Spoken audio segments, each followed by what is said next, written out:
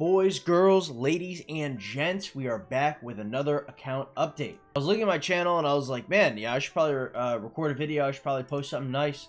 And then I realized that the last account update I had was actually before I started fighting. And because I was thinking, I was like, oh yeah, we got to 30 million sea kills. You know, we did a whole bunch of this, we did a whole bunch of that. I was like, yeah, the previous video probably had, I should probably wait a little longer. And I looked at my power because in the last video, there's a little editor gaffe where we were making fun of my power drop.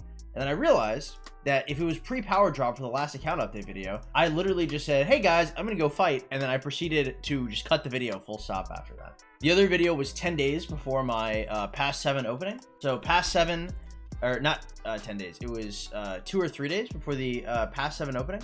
2 or 3 days, past 7 opens, 3 days, and that's Kingsland. So we're about 6 days. So we've been, that was 2 weeks ago. So let's say we're like 8 to 10 days with no combat. We've recovered really well. And actually, I was very surprised when I realized that we had only been out of combat for about 10 days. Because like resource wise, like we're definitely coming back. Speed up wise, we're for sure coming back. I mean, my God, right? Like this is like 30 days of speeds already from just like a few days of chaining. Been putting in, I used to like decent elbow grease. Obviously, if you guys are watching the streams, you already know, but I mean, like, it is absolutely ludicrous to see like some kind of recovery like this. Season of Conquest is just, it's easy to fight and it's easy to recover. I mean, it's excellent. It is one of the reasons why I don't condone or support ever going back to KVK2. Like, if you think it's the most fun, more power to you. But if you really want to have some scraps and you want to be able to recover and do it again and again and again, Season of Conquest is definitely the place. We're also building up our advanced army expansions. I'm probably going to buy up to 20 and I'm going to stop buying after that. I think 1 KVK probably shouldn't have more than 80 hours of fighting.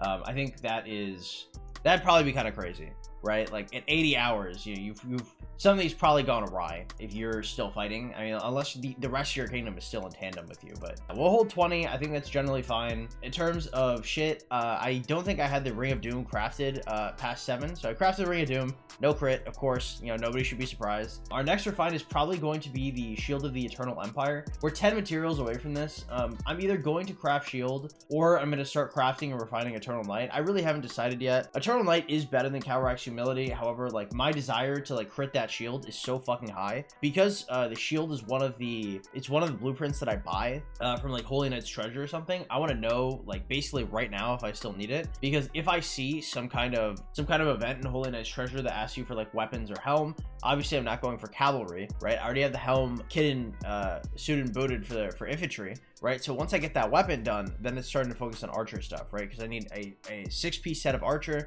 and then I'm going to be focusing on the Navarre's Ash of the Dawn, set chest, set boots, and then KVK helm and weapon for cavalry. We're going to see how many armaments I also need, but I have a sneaking suspicion that if I have like 3 conquest coins to spare, like the armaments are probably going to be okay. Because I saw they were like 1 per armament. Worst case scenario, it's like 4 coins per march. I don't think that's going to be the case, but I still haven't seen armaments, so I don't really know. Yeah, right now we're also saving golden heads. We're at 322. My golden heads really haven't been going up that much, but to be fair, I haven't focused on them at all.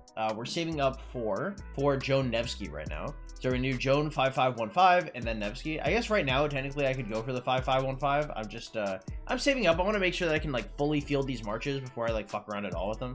So next we're gonna head up to Crystal Tech. I don't think I'm gonna end up with 100 million crystals as KVK. I think if I put in some more elbow grease, I could have, or maybe if I do more the next KVK, I can. Obviously, this is my first KVK, so thought about as much as I can, and I chained a whole bunch, and so I got enough. I'm probably going to end the KVK with like 95 or like 94 million crystals spent. Yeah, I mean, getting to 100 mil is just not, it doesn't really make a lot of sense for me to do. It's not a horrible thing, for sure. I'm like 3 days left, so I'm just trying to get the most bang for my buck everywhere I can. Yeah, I'll be spending like all my crystals on probably a lot of these like lesser techs to try and make sure that I'm getting the most reward crystals. Probably gonna ask for like a kingdom buff on day 4. Yeah, I mean, I don't know. I mean, it's not like, this isn't like super noticeable one way or the other. It's not like barbs are melting way faster than they used to. We also did the hell mode of the Trial of the Calrax, which is actually really difficult. I don't know if I would have been able to do this without Moctezuma. When you're at like 67 mil power, you have barely a mil T5 and then your T4. That's actually kind of difficult to do the later Calrax. Like I lost a pretty decent amount of troops this KVK. Obviously we can go into it. I mean, I made 522 million KP. I did my 30 million sea kills, right? I put in a whole fuckload of work. I mean, still there are people that kill off like everything to 56 mil every single KVK. I don't know if I would generally do something like that just because as much as I value my kingdom, as much as I value players, like I'm much more useful to my kingdom with like plus 10 mil power and the ability to continue growing, right? Because like I'm almost ready for the next KVK, and in the next KVK I'll be maxing my C kills and probably killing 1.5 to 2 mil T5 again, right? But if I killed all my troops, I wouldn't be able to do that. Yeah, I don't know. Hell mode Karak actually threw me off a ton. It was so weird to play through it just because like it's like the 10th level is probably the worst, but they just butcher your unit. But Moctezuma has a 50% health debuff on his second ability, which is just so strong. Then obviously I have barb damage gear on Mocked. I have barb damage gear on Richard. We're going to be building barb damage gear on Martel as well. So all of these things are to make it easier to chain. Most of these commanders have paid off their own gear just off the sheer amount of chaining that I've done, because every time I get any kind of like blue blueprint that allows me to like do more chaining, like we have one Quinn Soul that's going to be going to Martel, we have no Frost Treads, we have no Sense Brutality, like we don't have any other like bar damage gear like that, just because every single time I get it I use it. It's so useful to just be able to kill these Season of Conquest barbs a little bit faster. I mean, if you've seen the sheer like ridiculous amount of equipment we've gotten this KVK, that should be testament to that enough. So next we're going to look at the honor roll. I'm sure you guys are all curious. We're almost certainly going to end with a top 10 finish. We are 32,000 over 11. 11 would have to pass me in order for me to go under 10. And yeah, I mean, pretty good overall. Like we're kind of enjoying ourselves. We got 2 days left. We lost the KVK. Obviously, we can look at the map. We lost the KVK, but I mean, we surrendered, so we did pretty well around past 7. It was pretty good. You know, we put up a decent fight, and then we went into KL, and then we fought pretty hard, and then we were offered a surrender by, I want to say it was like 1069 or somebody from Fire Coalition. But as I understand it, it's you surrender now, you get an RCF, which we did, and we'll give you an RCF, which they did. And yeah, everybody's happy. I mean, we get a coin for losing, which is, you know, generally I don't really hear stuff like that going on, but you know, it sounds like they just wanted to recover after the next KVK. I know we fought a lot. I fought a lot, and so there is a lot of there's a lot of resource draining going on. So it makes sense that they'd want to recover, and obviously like we want to recover as well. It's our first season of Conquest, so the fact that we're getting any kind of coin or anything like that is like pretty nice overall. Really good KVK experience. Enjoyed myself a lot. Yeah, looking forward to the next one.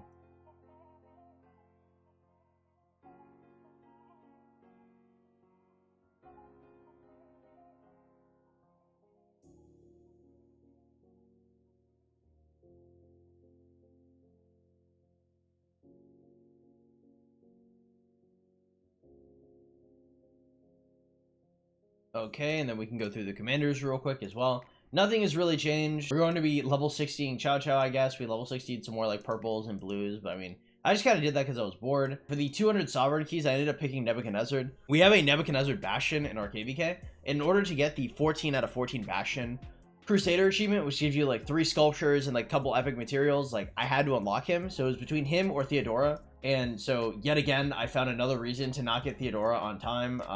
It's been, I'm not gonna lie, it's been really painful looking at Theodora on like 2 or 3 out of 10 and waiting to get her from MGE. But at the end of the day, you know, 360 sculptures, I'd probably rather than be unmocked, and I'd rather get the 14 out of 14 achievement. So it makes sense why I don't have her now. It just is painful. Eventually I'm gonna get her, and it's all gonna be a bad dream in the past. It's not gonna be too concerning.